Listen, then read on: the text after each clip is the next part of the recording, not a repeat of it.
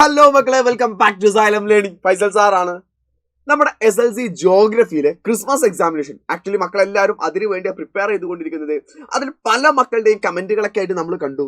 സാറേ, സോഷ്യൽ സയൻസിൽ എന്തൊക്കെയാ പഠിക്കേണ്ടത്, എങ്ങനെയാ പഠിക്കേണ്ടത്, അതിൽ ഏതൊക്കെയാ ഭാഗങ്ങളാ സാർ ഞങ്ങൾ ഏറ്റവും കൂടുതൽ ഇമ്പോർട്ടന്റ് ആയിട്ട് പഠിക്കേണ്ടത്, ഏതൊക്കെയാ ആയിരിക്കും സാറേ ക്വസ്റ്റ്യൻ ചോദിക്കുക. ഒരുപാട് ചാപ്റ്ററുകൾ ഉണ്ടല്ലോ സർ, 8-9 ചാപ്റ്ററുകളാണ് ആക്ച്വലി പഠിക്കാനുള്ളത് എന്നൊക്കെ ഒരുപാട് കമന്റുകൾ കണ്ടു. സോ മക്കളെ, അവർക്ക് വേണ്ടിയിട്ട് തന്നെയാണ് ആക്ച്വലി ഈ ഒരു വീഡിയോ എന്ന് പറഞ്ഞാൽ.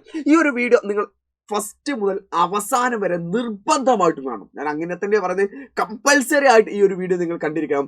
കാരണം എന്തായെന്ന് വെച്ചാൽ മക്കളെ, ഇന്ന് ഞാൻ പറയാൻ പോകുന്നത് ആക്ച്വലി നമുക്കറിയാം SLC ജോഗ്രഫിയിൽ നമുക്ക് ഉണ്ടായിരിക്കുക നമ്മുടെ ക്രിസ്മസ് എക്സാമിനേഷൻ ഉണ്ടായിരിക്കുക chapter number 4, chapter number 5, chapter number 6, chapter number 7 അങ്ങനെയുള്ള 4 ചാപ്റ്ററുകളിലായിരിക്കും ഏറ്റവും കൂടുതൽ മാർക്കിന് ക്വസ്റ്റ്യൻ ഉണ്ടായിരിക്കാം.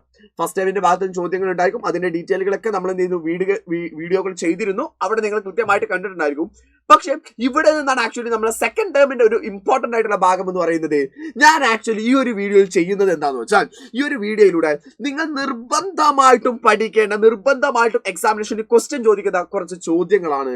ഒരു ചാപ്റ്ററിൽ നിന്ന് മാക്സിമം 3 അല്ലെങ്കിൽ 4 ചോദ്യങ്ങൾ, 2, 3, 4 ചോദ്യങ്ങൾ മാക്സിമം. ഞാൻ മിനിമം ഒരു 3 ചോദ്യങ്ങൾ ഞാൻ വെച്ചിട്ടുണ്ട്. 3 അല്ലെങ്കിൽ 4 ചോദ്യങ്ങൾ മാത്രമാണ് ആക്ച്വലി ഈ 4 ചാപ്റ്റർ എന്നുള്ളത് ഞാൻ ഇവിടെ വെച്ചിട്ടുള്ളത്. അപ്പോ ഈ ചോദ്യങ്ങൾ പഠിക്കാതെ എന്റെ മക്കൾ ഒരു കാരണവശാലും എക്സാമിനേഷന് പോകരുത്. 19-ാം തീയതി അല്ലേ എക്സാമിനേഷൻ വരുന്നത്. അതിന് മുൻപേ കൃത്യമായിട്ട് പഠിക്കേണ്ടതായിട്ടുള്ള ചോദ്യങ്ങളാണ് ഈ പറയാൻ പോകുന്നത്. സോ മക്കളെ, റെഡി ആണല്ലോടാ? റെഡിയാണ്. അങ്ങനെയാണെങ്കിൽ നമ്മുടെ ഫസ്റ്റ് ആയിട്ട് നമ്മൾ 4ാമത്തെ ചാപ്റ്റർ നോക്കാം. 4ാമത്തെ ചാപ്റ്റർ ആയിട്ടുള്ള landscape analysis through the maps, ഭൂതല വിശകലനം ഭൂപടങ്ങളിലൂടെ. ഇവിടെ നിന്ന് ഏറ്റവും ഇമ്പോർട്ടന്റ് ആയിട്ട് ഡിസ്കസ് ചെയ്യേണ്ട ഒരു ഭാഗം എന്ന് പറയുന്നത്, what are the uses of topographical map, ധരാതലീയ ഭൂപടങ്ങളുടെ ഉപയോഗങ്ങൾ എന്തെല്ലാമാണ്. ഇത് പരീക്ഷയ്ക്ക് ഒരു 4 മാർക്കിന്റെ ചോദ്യമായിരിക്കും. 4 മാർക്കിന് വരാൻ സാധ്യതയുള്ള ഒരു ചോദ്യമാണ്, അല്ലെങ്കിൽ 3 മാർക്കിന് വരാൻ ഒരു സാധ്യതയുള്ള ചോദ്യമാണ്. What are the uses of topographical മാപ്പ്?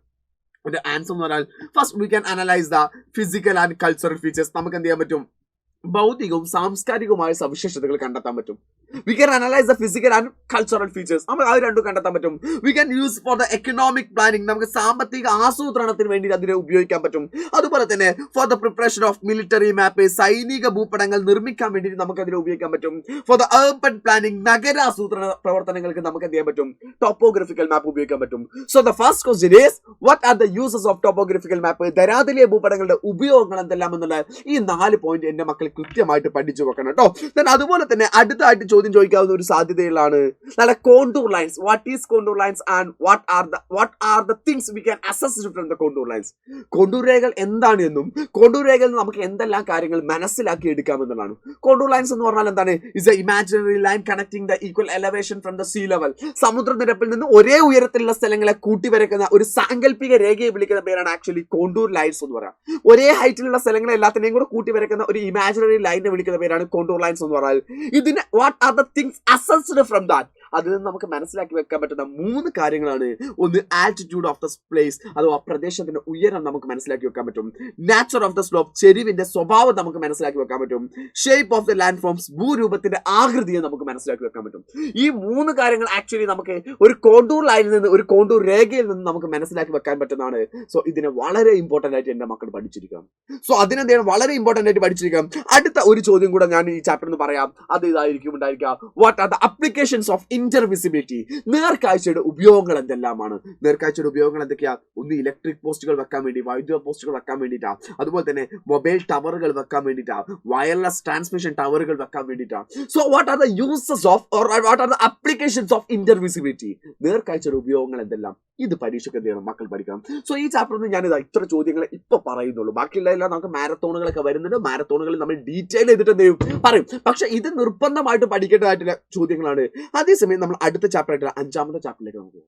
5ാമത്തെ ചാപ്റ്ററിൽ എന്റെ മക്കൾ നിർബന്ധമായിട്ട് പഠിക്കേണ്ടതായിട്ടുള്ള ഒരു ഭാഗമാണ്, ഒരു ക്വസ്റ്റ്യൻ ആണ്. The reasons for increase India's public expenditure or India's public ഡെപ്റ്റ്. ഇത് രണ്ടും ഒരേ ഉത്തരമാണ് ആക്ച്വലി എഴുതാനുള്ളത്. ഇന്ത്യയുടെ പബ്ലിക് ഡെപ്റ്റ് അഥവാ പൊതു കടം കൂടാനുള്ള കാരണവും പൊതു ചെലവ് കൂടാനുള്ള കാരണവും ആക്ച്വലി ഒന്ന് തന്നെയാണ്. പൊതു കടം കൂടാനുള്ള കാരണവും പൊതു ചെലവ് കൂടാനുള്ള കാരണവും ഒന്ന് തന്നെയാണ്. ദ ഫസ്റ്റ് വൺ ഈസ് ജനസംഖ്യ കൂടുമ്പോൾ പോപ്പുലേഷൻ ഇൻക്രീസിംഗ് ആണ്. അപ്പോൾ തന്നെ എഡ്യൂക്കേഷൻ, ഹെൽത്ത്, അതുപോലെ സെറ്റിൽമെന്റ്, വിദ്യാഭ്യാസം, പാർപ്പിടം, അതുപോലെ തന്നെ ആരോഗ്യം തുടങ്ങിയിട്ടുള്ള കാര്യം, അതുപോലെ തന്നെ പ്രതിരോധ ചെലവ്, നമ്മുടെ ഡിഫൻസിന് വേണ്ടിയിട്ട്, ക്ഷേമ പ്രവർത്തനങ്ങൾ, വെൽഫെയർ ആക്ടിവിറ്റീസിന് വേണ്ടിയിട്ട്, അർബനൈസേഷൻ, നഗരവൽക്കരണത്തിന് വേണ്ടിയിട്ട്, അതുപോലെ തന്നെ ദുരിതാശ്വാസ പ്രവർത്തനങ്ങൾക്ക് വേണ്ടിയിട്ട്, മലിനീകരണ നിവാരണ പ്രവർത്തനം, ഒരുപാട് കാര്യങ്ങൾ നമുക്ക് എന്ത് ചെയ്യാൻ പറ്റും, ഇവിടെ എഴുതാൻ പറ്റും. Increase the defence expenditure, welfare activity, urbanisation, disaster management, ഇതിനെല്ലാമാണ് India's public expenditure. The reasons for increase the India's public expenditure. ഇന്ത്യയുടെ പൊതു ചെലവ് കൂടാനുള്ള കാരണങ്ങൾ ഇത് തന്നെ. നമുക്ക് ഈ ഉത്തരം തന്നെ എന്തിനു കൂടെ എഴുതി വെക്കാൻ പറ്റും. ഇന്ത്യസ് പബ്ലിക് ഡെപ്റ്റ്, പൊതു കടം കൂടാനുള്ള കാരണങ്ങൾ എന്തെല്ലാം എന്ന് ചോദിച്ചാലും എന്റെ മക്കൾ ഇതേ ഉത്തരങ്ങൾ തന്നെയാണ് ആക്ച്വലി എന്ത് ചെയ്യാനുള്ളത്, എഴുതാനുള്ളത്. അതേസമയം അടുത്തൊരു ചോദ്യത്തിലേക്ക് നമുക്ക് പോകാം. അടുത്തായിക്കാണ്ട് ഇവിടുന്ന് വരുന്ന ചോദ്യമാണ്, what are the recommendations of GST council?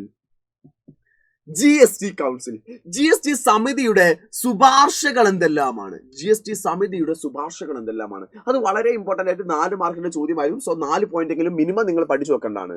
The first one, taxes, surcharge that are merged into GST. നമ്മുടെ ടാക്സുകൾ, സെസ്സുകൾ, സർചാർജുകൾ എന്നിവ GSTയിലേക്ക് കൂട്ടിച്ചേർക്കുക. കൂടാതെ തന്നെ GSTയിൽ പരിധിയിൽ വരുത്തേണ്ടതും ഒഴിവാക്കേണ്ടതുമായ ചരക്കുകളും സേവനങ്ങളും നിശ്ചയിക്കുക. The goods and services that are brought under the GST.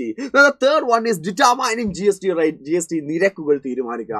The time frame for including and excluded item into GST, അഥവാ ഒഴിവാക്കപ്പെട്ടിരിക്കുന്ന ചരക്കുകളും സേവനങ്ങളും GSTയിൽ ഉൾപ്പെടുത്തേണ്ട സമയത്തെ തീരുമാനിക്കുക. The last one is determining the tax exemption limit on the basis of total turnover. നമ്മളിപ്പോൾ അറിയാം, നമുക്ക് 20 ലക്ഷത്തിന് മുകളിൽ ടേൺ ഓവർ ഉള്ള കമ്പനികൾ മാത്രമാണ് ആക്ച്വലി ഇപ്പോൾ GST രജിസ്റ്റർ ചെയ്യേണ്ടത്. സോ മൊത്തം വിറ്റുവരവിന്റെ അടിസ്ഥാനത്തിൽ നികുതി ഒഴിവിന്റെ പരിധി നിശ്ചയിക്കുക. ആ പരിധി നിശ്ചയിക്കലും GST കമ്മീഷന്റെ recommendations. What are the recommendations of GST council, അഥവാ GST കൗൺസിലിന്റെ ശുപാർശകൾ ട്ടോ. GST കമ്മീഷന്റെ ശുപാർശകൾ എന്തെല്ലാം, ഇതായിരിക്കും ആക്ച്വലി എക്സാമിനേഷൻ ഉണ്ടായിരിക്കുക. സോ ഇതും എന്റെ മക്കൾ എന്ത് ചെയ്യണം, കൃത്യമായിട്ട് ഒന്ന് പഠിക്കേണ്ട, ഒന്ന് റെഫർ ചെയ്തിട്ട് തന്നെ പോകേണ്ടതാണ്. അതുപോലെ തന്നെ അടുത്തായിട്ട് നമ്മൾ ഡിസ്കസ് ചെയ്യേണ്ട ഒരു ഭാഗമാണ് ഇവിടെ നിന്നുള്ള തേർഡ് ക്വസ്റ്റ്യൻ. ഞാൻ 3 ചോദ്യങ്ങളെ പറയാൻ നോക്കും. The third question, what are non tax revenue? നികുതിയേതര വരുമാനങ്ങൾ ഏതെല്ലാം? ഇത് ഓരോന്നും നിങ്ങൾ എക്സ്പ്ലെയിൻ ചെയ്യണം. നികുതിയേതര വരുമാനങ്ങൾ എന്ന് പറയുന്ന സമയത്ത് അതിൽ ഒന്നാമത്താണ് ഫീസ്, രണ്ടാമത്താണ് ഫൈൻ, പെനാൽറ്റീസ്. ഫീസ് എന്ന് പറഞ്ഞാൽ നമ്മുടെ ഗവൺമെന്റ് സർവീസസിന് വേണ്ടി നമ്മൾ കൊടുക്കുന്നതിനെയാണ് ആക്ച്വലി ഫീസ് എന്ന് വിളിക്കുക. ഫൈൻ, പെനാൽറ്റീസ് എന്ന് പറഞ്ഞാൽ നമ്മൾ ഗവൺമെന്റ് ഏതെങ്കിലും ഒരു ലോ വയലേറ്റ് ചെയ്യുന്ന സമയത്ത് നമ്മൾ കൊടുക്കുന്നതാണ് ഫൈൻ, പെനാൽറ്റി എന്ന് പറഞ്ഞാൽ. ഗ്രാന്റ് എന്ന് പറഞ്ഞാൽ ഒരു ഇൻസ്റ്റിറ്റ്യൂഷനോ മറ്റ് ഏജൻസിയോ or central government or any other government free ആയിട്ട് കൊടുക്കുന്നതിനാണ് ആക്ച്വലി ഗ്രാന്റ് എന്ന് പറയാം. ഇൻട്രസ്റ്റ് എന്ന് പറഞ്ഞാൽ ഗവൺമെന്റ് ആർക്കെങ്കിലും ലോൺ കൊടുത്തിട്ടുണ്ടെങ്കിൽ അതിന് റിട്ടേൺ വാങ്ങുന്ന സമയത്ത് ഇൻട്രസ്റ്റ് സഹിതമാണ് വാങ്ങുക. അതിനാണ് ആക്ച്വലി ഇൻട്രസ്റ്റ് അഥവാ പലിശ എന്ന് പറയാം. കൂടാതെ തന്നെ പ്രോഫിറ്റ് എന്ന് പറഞ്ഞാൽ ഗവൺമെന്റ് ഏതെങ്കിലും ഒരു ഓർഗനൈസേഷൻ റൺ ചെയ്യുന്നത് നടത്തുന്നുണ്ട് വിചാരിക്കാം. ഫോർ എക്സാമ്പിൾ ഇന്ത്യൻ റെയിൽവേ പോലെയുള്ളവ ഗവൺമെന്റ് റൺ ചെയ്യുന്ന, അപ്പൊ അതിൽ നിന്ന് എന്ത് കിട്ടും? പ്രോഫിറ്റ് കിട്ടും. It's also the revenue of the government. ഗവൺമെന്റിന്റെ റവന്യൂ ആണ്. Which kind of revenue? Non tax revenue ആണ്. നികുതിയേതര വരുമാനങ്ങളാണ്. സോ ഈ നികുതിയേതര വരുമാനങ്ങൾ ഈ ചാപ്റ്ററിന്റെ ഉള്ളിൽ നിന്ന് എന്റെ മക്കൾ കൃത്യമായിട്ട് പഠിക്കേണ്ടതാണ്. ബജറ്റ് കാര്യങ്ങളൊക്കെ ഉണ്ട്, അതൊക്കെ നമുക്ക് എന്ത് ചെയ്യാം, നമ്മുടെ മാരത്തോൺസിൽ നമുക്ക് ഡിസ്കസ് ചെയ്യാനുള്ളതാണ്. അടുത്ത ചാപ്റ്ററിലേക്ക് നമ്മൾ പോകുന്നു. Eyes in the sky and analysis of information. ആകാശ കണ്ണുകളും അറിവിന്റെ വിശകലനവും എന്ന് പറയുന്ന ചാപ്റ്ററിന് നിർബന്ധമായിട്ട് പഠിക്കേണ്ട ഒന്നാണ് the limitations of aerial remote sensing. ആകാശ വിദൂര സംവേദനത്തിന്റെ പരിമിതികൾ എന്തെല്ലാമാണ്? നമ്മുടെ ഒരു എയർക്രാഫ്റ്റില് എയർക്രാഫ്റ്റിലെ സംവേദനങ്ങൾ അഥവാ സെൻസേഴ്സുകൾ ഫിക്സ് ചെയ്തിട്ട് നമ്മൾ ഡാറ്റ കളക്ട് ചെയ്യുന്നതാണ് ഏരിയൽ റിമോട്ട് സെൻസിംഗ് എന്ന് പറയാം, ആകാശ വിദൂര സംവേദനം എന്ന് പറയാം. അതിന്റെ ലിമിറ്റേഷൻസ്, അതിന്റെ അഡ്വാൻറ്റേജസ് നോർമലി ക്വസ്റ്റ്യൻ ചോദിക്കാറില്ല. ഏറ്റവും കൂടുതലായിട്ട് ക്വസ്റ്റ്യൻ കാണാറുള്ള ലിമിറ്റേഷൻസ് ആണ്. The first one is the shaking of the aircraft effect the quality of the photos. വിമാനത്തിനുണ്ടാവുന്ന കുലുക്കം ചിത്രങ്ങളുടെ ഗുണമേന്മയെ ബാധിക്കുന്നു. അതുപോലെ it is not practical to take the photograph of a vast and extensive region. വിസ്തൃതമായ ഒരു പ്രദേശത്തിന്റെ ചിത്രീകരണം എന്ന് പറയുന്ന കാര്യം ഇതിൽ പോസിബിൾ ആയിട്ടുള്ള കാര്യമല്ല. Aircraft require the open space for take off and landing. വിമാനത്തിന് പറന്നുയരാനും പറന്നിറങ്ങാനും ഓപ്പൺ സ്പേസുകൾ എന്ത് ചെയ്യണം, നമുക്ക് വേണം. The landing of the aircraft frequently refueling for it is increasing the cost. ഇന്ധനം നിറക്കുന്നതിന് വേണ്ടി വിമാനം ഇടക്കിടക്ക് നിലത്ത് നടത്തുന്നത് വിമാനത്തിന്റെ ചെലവ് വർദ്ധിപ്പിക്കുന്നു. നമ്മുടെ ടെക്സ്റ്റ് ബുക്കിൽ ആക്ച്വലി 4 പോയിന്റ് മാത്രമേ പറഞ്ഞിട്ടുള്ളൂ. പരീക്ഷയ്ക്ക് അത് 4 മാർക്കിനെ ക്വസ്റ്റ്യൻ ചോദിക്കാം. സോ അതുകൊണ്ട് ഇതിൽ നിന്ന് ഒഴിവാക്കേണ്ടതായിട്ടുള്ള ഒരു ഭാഗവും നിങ്ങൾക്കില്ല. അതുകൊണ്ട് ഇത് വളരെ ഇമ്പോർട്ടന്റ് ആയിട്ട് ആക്ച്വലി മക്കൾ പഠിച്ചു വെക്കണം. കൂടാതെ തന്നെ സാറ്റലൈറ്റിന്റെ ഭാഗം അവിടെ നമുക്ക് എസ് ഒക്കെ വരുന്നതാണ്. നമ്മുടെ മാരത്തോൺസിൽ നമ്മൾ ആ എസ് എകളെ കുറിച്ചിട്ട് എസ് ഏത് ഭാഗത്തുനിന്ന് വരും, എന്തൊക്കെയാണ് അവിടെ പഠിക്കേണ്ടത് തുടങ്ങിയിട്ടുള്ള കാര്യങ്ങളെല്ലാം നമ്മൾ മാരത്തോൺസിന്റെ കാര്യത്തിൽ നമ്മൾ ഡിസ്കസ് ചെയ്യുന്നതാണ്.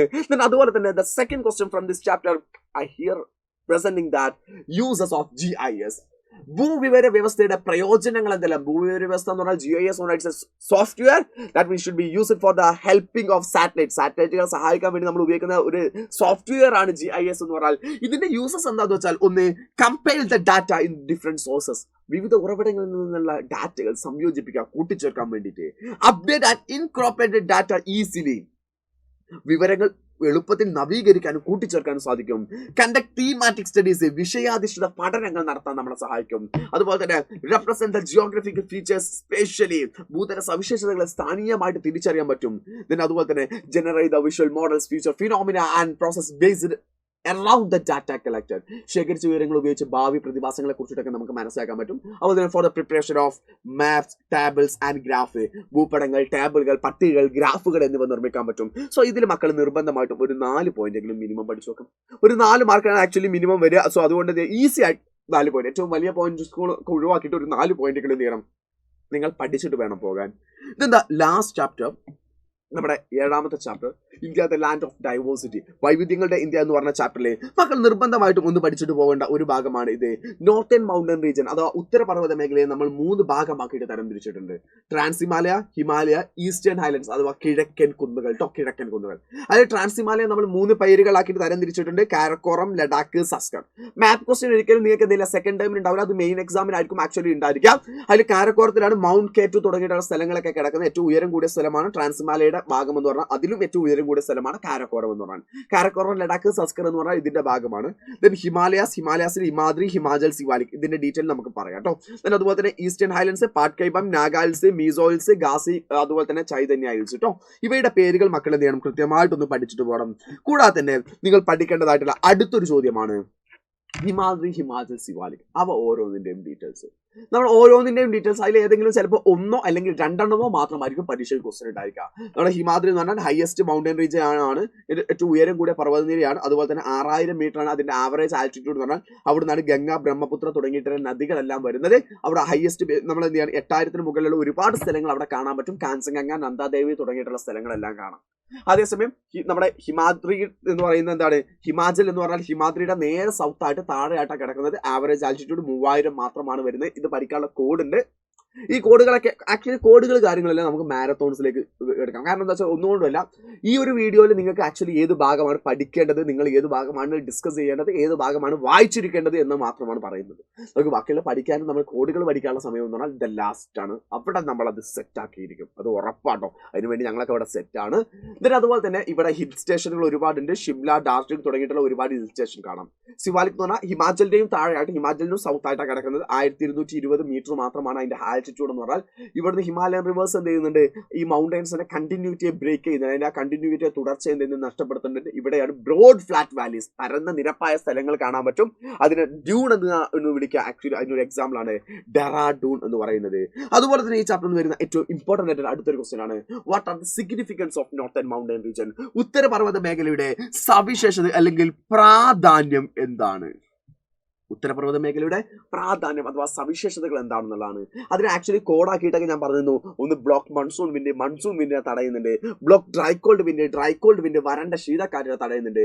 ദെൻ അതുപോലെ തന്നെ ആൻഷ്യൻ അറ്റാക്ക്, പുരാതന കാലത്തുണ്ടായിരുന്ന ആക്രമണങ്ങളെ തടയുന്നുണ്ട്. വൈദേശിക ആക്രമണങ്ങൾ തടഞ്ഞിട്ടുണ്ട്. ഡൈവേഴ്സ് ഫ്ലോറ ആൻഡ് ഫോന, വൈവിധ്യമായ സസ്യജന്തുജാലങ്ങളെ അവിടെ കാണാൻ പറ്റും. Source of region of reverse, നദികളുടെ ഉത്ഭവ പ്രദേശങ്ങൾ അവിടെ നിന്ന് കാണാൻ പറ്റും. സോ ആക്ച്വലി മക്കളെ ഇത്രയും ഉള്ളൂ ഞാൻ നിങ്ങൾക്ക് പറഞ്ഞു തരുന്നത് ഇപ്പോഴത്തെ കാര്യം. ഇതെന്തുകൊണ്ടാന്ന് വെച്ചാൽ ഞാൻ നിങ്ങളോട് പറഞ്ഞത്, ഒരുപാട് പേരുടെ കമന്റുകൾ ആണ് അവിടെ കാണുന്നത്. സാറേ ഏതാണ് ഞങ്ങൾ നിർബന്ധമായിട്ടും പഠിക്കേണ്ടത്, എന്തെങ്കിലും ഞങ്ങൾക്ക് പഠിക്കാനുള്ള ഒന്ന് പറഞ്ഞു തരുമെന്നുള്ളത്. മക്കളെ ഈ ചോദ്യങ്ങൾ പഠിക്കാതെ നിങ്ങൾ എക്സാമിനേഷൻ ഹാളിലേക്ക് പോകരുത്. ക്ലിയർ അല്ലേ?